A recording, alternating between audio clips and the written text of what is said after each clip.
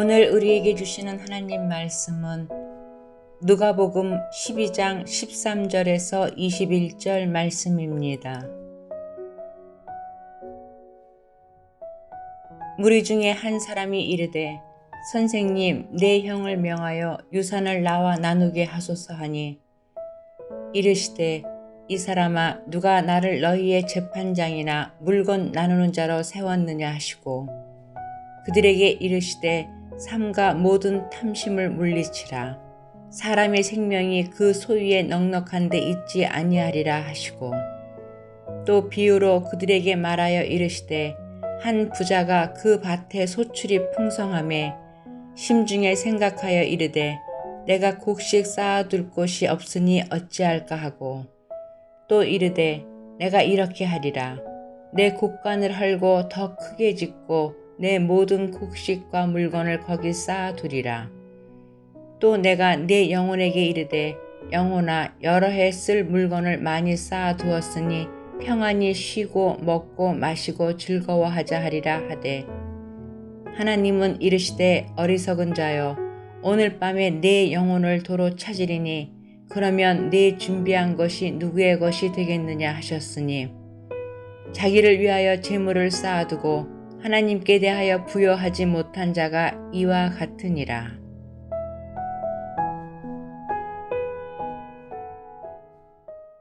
오늘 본문은 한 사람이 예수님을 찾아와서 부모의 유산을 물려받아야 되는데 자기를 좀 도와달라는 내용으로 시작합니다. 오늘 본문의 첫 절인 12장 13절을 보겠습니다. 무리 중에 한 사람이 이르되 선생님, 내 형을 명하여 유산을 나와 나누게 하소서 하니 아마도 형이 유산을 독차지하려고 했던 것 같습니다. 유대 사회에서 유산이 형제들에게 분배될 때는 구약의 법규를 따랐습니다. 신명기 21장 17절에 보면 장자는 다른 아들에 비해 2배의 유산을 받았습니다. 민수기 27장 8절에 보면 만일 아들이 없는 경우는 딸이 모든 유산을 상속받았습니다. 민수기 27장 9절에서 11절에 보면 아들과 딸이 모두 없는 경우는 형제들에게 상속됐습니다. 만일 형제도 없으면 가까운 친족에게로 돌아갔습니다. 이러한 구약의 율법 조항을 통해서 모든 자녀들이 유산을 상속받을 권리가 있었음을 보게 됩니다. 장자라고 해서 자기 혼자 독차지할 수 없었다는 것입니다. 그런데 이러한 율법에 명시된 규정을 어기고 유산을 독차지하려는 사람이 있었습니다. 이 유산은 아버지의 유산일 수도 있으나 어쩌면 아들과 딸이 없이 죽은 아버지의 형제, 즉 큰아버지나 작은아버지의 유산일 가능성도 있습니다. 형제간에 돈이 없으면 어렵기는 해도 서로 우애가 좋은데 유산과 같은 불로소득이 들어오면 사이가 틀어지고 원수가 되는 경우가 참 많습니다.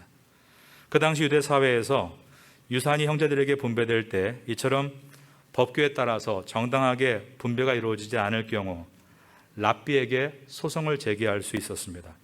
그러므로 이 사람이 예수님을 찾아온 이유는 예수님을 율법 선생, 즉 랍비라고 생각했음을 보여줍니다. 그는 예수님께서 유대 사회에서 가장 핫한 분임을 알고 있었기 때문에 가장 영향력이 있는 랍비를 찾아왔다라고 볼 수 있습니다.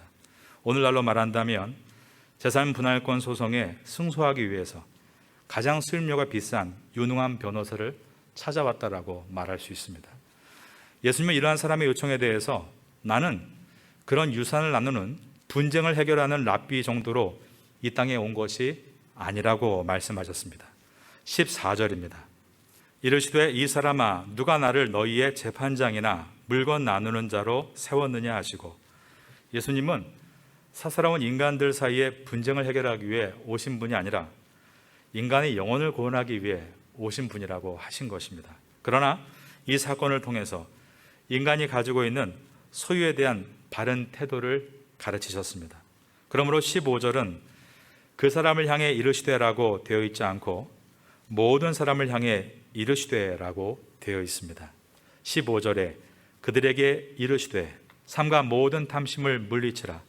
사람의 생명이 그 소유에 넉넉한 데 있지 아니하니라 하시고 예수님께서 이 분쟁과 관련해 주시는 교훈은 삼가 모든 탐심을 물리치라는 것이었습니다. 농경사회였던 그 당시에 가장 중요한 상속 재산은 토지였습니다. 토지가 많으면 다른 사람들에게 소작을 시키고 소작료를 받으면서 편안하게 앉아 많은 소득을 얻을 수 있었던 것입니다. 오늘날에도 도심 한가운데 위치해 있는 상가나 아파트가 많은 불로소득을 안겨주기 때문에 값이 하늘 높인 줄 모르고 치솟아서 서민들의 고통이 이만저만이 아닙니다. 그리고 이러한 불로자산을 상속받을 상황이 되면 형제 사이에 분쟁이 발생하는 일들이 지금도 끊임없이 일어나고 있습니다. 이러한 분쟁의 원인은 일하지 않고 편하게 먹고 살고자 하는 탐심에 있습니다. 예수님께서 이 부분을 가르치시기 위해 한 비유를 들어주셨습니다. 16절입니다. 또 비유로 그들에게 말하여 이르시되 한 부자가 그 밭에 소출이 풍성하매. 이 비유의 주인공은 어떤 한 부자입니다. 이 부자는 밭에서 거둔 수확이 너무 많아 창고를 더 크게 짓고 추수한 것을 쌓아두려고 했습니다. 17절과 18절입니다. 심중에 생각하여 이르되 내가 곡식 쌓아둘 곳이 없으니 어찌할까 하고 또 이르되 내가 이렇게 하리라 내 곡간을 헐고 더 크게 짓고 내 모든 곡식과 물건을 거기 쌓아두리라. 곡간에 곡식만 쌓는 것이 아니라 물건을 쌓아 놓겠다고 한 이유는 이 곡간이 헬라어로 아포데커라는 단어인데 이것은 아울렛과 같은 창고로서 여러 물품을 함께 저장하는 저장 장소였기 때문입니다. 그 당시에 큰 부자들은 이처럼 대농뿐이 아니라 대상의 일도 겸해서 했던 것입니다. 그는 여러 쓸 것을 모아두고 그것이 유통됨으로 얻는 유익을 통해서 편안히 쉬면서 즐기려고 했습니다. 19절입니다. 또 내가 내 영혼에게 이르되 영혼아 여러 해 쓸 물건을 많이 쌓아두었으니 평안히 쉬고 먹고 마시고 즐거워하자 하리라 하되. 이 부자는 토지를 많이 소유해 소작료가 들어오고 쌓아놓은 곡식과 물건들이 계속 팔려나갈 것이니 한동안은 일하지 않고도 먹고 살 수 있는 인생을 기대했습니다. 오늘날도 많은 사람들은 이러한 부자를 동경합니다. 빌딩을 하나 가지고 있어서 일하지 않고도 먹고 살 걱정이 없으면 좋겠다. 건물주가 되는 것을 동경합니다.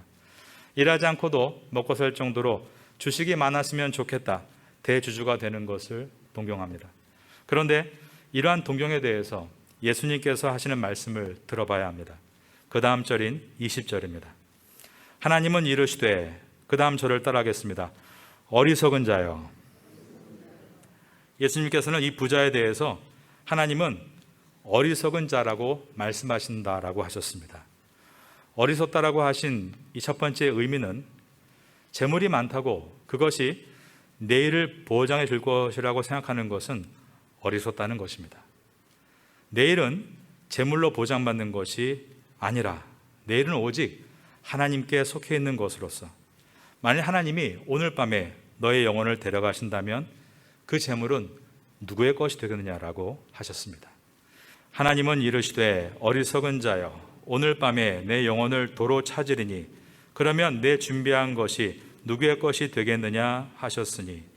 그러므로 잠언 27장 1절에 보면 너는 내일 일을 자랑하지 말라 하루 동안에 무슨 일이 일어날지 내가 알 수 없음이니라 라고 했습니다.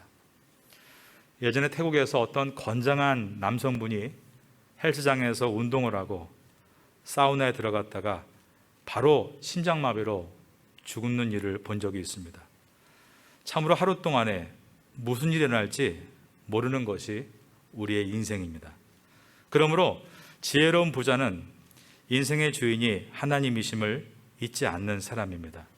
우리 모두는 우리 인생의 주인이 하나님이심을 늘 생각할 수 있는 생각하는 성도가 될 수 있기를 예수님의 이름으로 축원합니다. 두 번째로 하나님께서 이 부자를 향해 어리석다라고 하신 것은 자기의 재물이 영원히 자기의 것이라고 생각하는 데 있다고 하셨습니다. 오늘 밤에 내 영혼을 도로 찾으리니 그러면 내 준비한 것이 누구의 것이 되겠느냐? 너의 재물이 누구의 것이 되겠느냐라고 물으셨습니다. 오늘 예수님 앞에 형과의 재산권 분쟁으로 찾아온 이 사람이 어리석은 부자의 재물이 결국 자식들에게 분쟁의 불씨만을 남겨놓는 것을 보여주므로 우리에게 질문을 던지고 있습니다. 예전에 보면 사람들이 집을 사고 꼭 대리석으로 문패를 팠습니다. 그리고 대문 기둥에 붙여놓는데 떨어지지 말라고 시멘트를 두껍게 발라서 고정을 시키는 일들이 많았습니다. 영원히 자기의 집이라고 생각해서일 것입니다. 그러나 우리가 아는 바 영원한 것은 없습니다. 처음에 내 집이 아니었고 잠시 나에게 맡겨졌을 뿐입니다. 후에는 언젠가 또 내 손을 떠날 것입니다. 본래 내 것이 아니었고 현재 내게 머물고 있으나 장차 내 곁을 떠나는 것이 세상의 이치인 것입니다. 그런데 이것을 생각하지 못하고 평생을 물질을 위해서 살고 물질을 버느라 시간을 다 소비하고 물질을 저장하는 것에 만족하며 물질이 내일을 지킬 것이다 라고 생각하는 부자에 대해서 하나님은 탄식하시면서 어리석은 자여라고 말씀하신 것입니다. 이스라엘의 격언 중에 사람에게는 자기 밥 먹는 사람과 빌어먹는 사람 두 부류가 있다라는 말이 있습니다. 욕심의 특징은 만족을 얻지 못하는 것이 있다는 교훈으로서 거지가 항상 배고파하듯이 욕심에 빠진 사람은 항상 만족할 줄 모르고 산다는 의미입니다. 옷장에 옷이 많은데도 나는 옷이 없다. 신발장에 신발이 많고 가방이 많은데도 나는 신을 신발이 없고 들 가방이 없다. 차를 이미 가지고 있음에도 나는 좋은 차가 없다. 이것은 욕심의 병에 들어있는 것입니다. 그러므로 예수님께서 말씀하신 이 어리석은 부자는 병리적인 부자입니다. 그리고 이 병리적인 부자는 남의 이야기가 아니라 바로 오늘날 현대를 살아가는 우리들의 이야기이기도 합니다. 그러므로 예수님께서 이 부자에게 어리석다고 하신 말씀 속에 우리들의 삶의 방식을 돌아볼 수 있어야 합니다. 부자는 탄식합니다. 쌓아둘 곳이 없으니 어찌할꼬. 곡식과 재물은 적당해야만 하지 너무 많으면 어찌할꼬 이와 같은 근심거리가 되는 것입니다. 실제로 이것을 경험하는 나라가 미국입니다. 잉여 농산물 때문에 이러한 부자의 탄식이 나오고 있습니다. 그래서 주 정부에서 어떤 해에는 아예 그 지역에 농사를 짓지 말라고 주 명령을 내립니다. 그 대신에 농사의 수확으로 생길 돈을 정부가 지원해 줍니다. 이러한 이유는 너무 과대 수확이 되면 그의 농산물 값이 떨어져서 모든 농민들이 큰 피해를 입기 때문입니다. 실제로 많은 곡물들이 가격 유지를 위해서 파기되고 있고 그것을 폐기하는 처분의 비용이 어마어마하다는 통계가 있습니다. 식량이란 하나님이 주시는 만나와도 같은 것입니다. 예수님께서 말씀하신 데일리 브레드, 일용할 양식입니다. 그 해에 하나님께서 주시는 식량을 요셉과 같이 지혜롭게 잘 관리해서 모두가 풍성하게 먹을 수 있게 하고 그 다음에 추수 때까지 다 비워내면 살림을 잘한 것입니다. 하나님께서는 구약의 율법에서 추수를 할 때 이삭을 충분히 남겨놓아서 배고픈 이웃들이 주워갈 수 있도록 하게 하셨습니다. 낫을 들지 않고 손으로 잘라먹는 것에 대해서는 뭐라고 하지 말라라고 하셨습니다. 그리고 1년 동안 구제사역을 충분히 할 것을 독려하심으로 1년 동안 추수한 것을 가지고 주변에 배고프고 소외된 사람이 없도록 만들게 하셨습니다. 그러나 현대의 사회는 식량을 경제화하고 또한 무기화함으로 하루에도 수만 명의 사람들이 기아로 죽어가고 있고 매일 1억 5천만 명의 사람들이 배고픔의 고통 가운데 놓여 있습니다. 그러는 가운데 선진국들의 국민들은 과대한 영양 섭취로 비대해진 살을 빼기 위해 다이어트에 대한 방송을 하루 내내 틀어놓고 있는 이것은 정말 하나님의 마음을 탄식하게 만드는 어리석은 자라는 그 음성을 우리 귀에 생생하게 들리게 해줍니다. 저장할 공간이 찾지 못해 고민하는 문제는 농사꾼이나 상인들에게만 있는 것이 아닙니다. 모든 사람들이 자신이 모은 돈을 어디에 저장해야 할까? 나의 노후를 어디에 투자해야 될까? 그 걱정으로 살아갑니다. 집을 살까, 금을 살까, 나의 노후를 위해서 주식을 살까, 비트코인을 살까. 모든 사람들은 내일에 대한 염려로 이 땅에서 저장 장소를 찾고 있습니다. 그러나 요즘에 그 어떠한 시스템이 안전한 저장 시스템이 될 수 있겠습니까? 국민연금은 곧 바닥날 것이라고 걱정하고 있고, 자산들은 금리의 변동을 감당하지 못하고 폭락하고 있고, 금과 보석을 금고에 넣어서 보관하지만 세계에서 제일 좋은 금고도 도둑이 마음 먹으면 다 뚫고 들어오는 것입니다. 금옷도 편안하게 두 다리 뻗고 잠을 자지 못하는 것입니다. 세상에서 가장 안전하다는 스위스 은행에 대한 자산도 100% 안전하다는 보장은 없습니다. 그런데 이것에 대해서 우리 예수님께서는 그 어떤 것도 뚫을 수 없는 안전한 금고가 한 군데 있다라고 말씀하십니다. 마태복음 6장 19절로 20절을 읽어드립니다. 너희를 위하여 보물을 땅에 쌓아두지 말라. 거기는 좀과 동록이 해하며 도둑이 구멍을 뚫고 도둑질하느니라. 오직 너희를 위하여 보물을 하늘에 쌓아두라. 거기는 좀이나 등록이 해하지 못하며 도둑이 구멍을 뚫지도 못하고 도둑질도 못하느니라 라고 하셨습니다. 하늘에 금고가 있다라고 하신 것입니다. 저 여러분 모두는 가장 귀하고 안전한 하늘 금고가 있다는 예수님의 말씀을 기억하고 이것을 잘 생각하며 살아갈 수 있게 되기를 바라겠습니다. 그러면 우리의 재물을 하늘 금고에 쌓는다. 이것은 어떤 의미인가? 계좌번호가 있는 것인가? 예수님은 이 방법에 대해서 이 땅에서 지극히 작은 자를 돌보는 것이 곧 나에게 하는 것이다. 예수님께서는 이 땅에서 지극히 작은 자를 리시펜트, 수령인으로서 세우셨다라고 하신 것입니다. 그러므로 가장 작은 자를 돌보고 섬기는 것이 하늘 금고에 송금하는 것이고, 그곳은 벌레나 곰팡이가 해하지 못하고 도둑이 구멍을 뚫지 못하는 가장 안전한 장소라고 하셨습니다. 이 말의 뜻은 하나님께서 우리가 이 땅에서 주님의 영광을 위해서 이웃의 아픔을 돕기 위해 수고하는 모든 것은 다 기억해 주시고 우리의 삶과 또한 우리 자손의 삶을 풍성한 승리의 삶으로 인도하신다는 약속의 말씀입니다. 저희 교회는 1년 전에 성전 건축을 마무리하고 이와 같은 아름다운 곳으로 이전할 수 있었습니다. 이제 11월 달에 헌당 예배를 드리기 위해서 기도하며 준비하고 있습니다. 그리고 11월까지 주변의 어려운 이웃들을 위해서 우리 교회가 어떠한 일을 해야 되는가를 놓고 하나님께 여쭙고 순종하기 위해 기도하며 준비하고 있습니다. 성전 건축이 마무리될 수 있도록 많은 성도님들께서 정말 힘을 다해서 헌금해 주셨습니다. 대부분 현재 교회를 출석하시는 성도님들께서 헌금을 해 주셨고, 아주 작은 일부를 또 한국에 계신 성도님들이 헌금을 해 주셨습니다. 복음의 불모지인 태국 파타야 땅에 하나님의 선교를 위해서 이 건물을 올리는데 우리가 헌금한 모든 것은 저는 하늘의 금고에 송금한 것이다. 그렇게 늘 믿고 있습니다. 왜냐하면 저희 가정만 봐도 그렇기 때문입니다.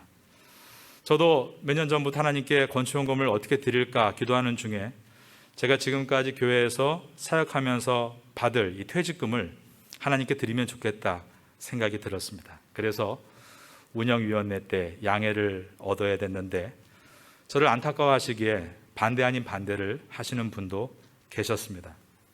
그러나 잘 통과가 돼서 이제 그 다음에 가족과 이 얘기를 나눠야 했는데 제 아내 황수민 사모는 흔쾌히 제 뜻을 따라 주었는데 저희 자녀 중에 한 아이가 깜짝 놀라면서 그럼 우리 집 망하는 거예요? 라고 물었습니다.